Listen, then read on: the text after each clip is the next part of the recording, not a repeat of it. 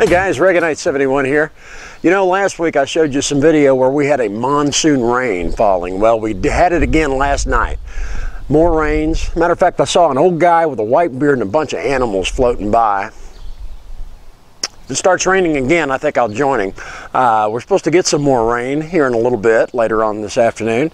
But right now I wanted to take you around and show you what's going on in the garden and how I'm going to deal with all my calcium getting washed away. Well, first of all, let me show you the sugar pea buckets here. Holy cow. They are growing like crazy. I got blooms all over.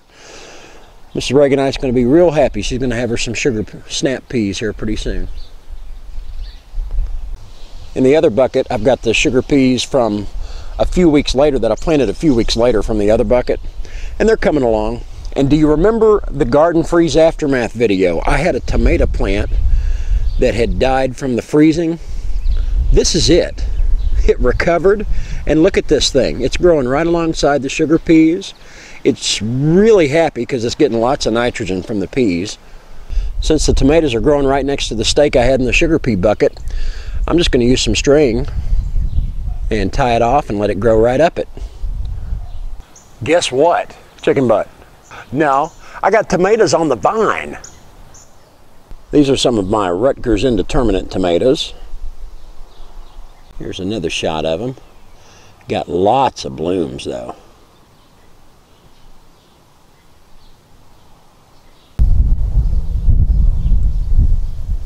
I sprayed all of my blossoms with apple juice late last week, and I've just had an explosion in fruit that is set on the blossoms. So that is awesome. Now, in order to keep the calcium from washing out of the plants, which causes blossom end rot, I'm going to take a cup of milk, add it to a hose-in sprayer, and spray the root zones. Rain is always a good thing for your plants, but boy, when you get too much of it, it can wash out the calcium and beneficial nutrients, and then you get that blossom end rot on the ends of your bottoms of your tomatoes, peppers, and things like that. So, with the milk and the hose-in sprayer, we're just going to hit the root zone and head it off at the pass.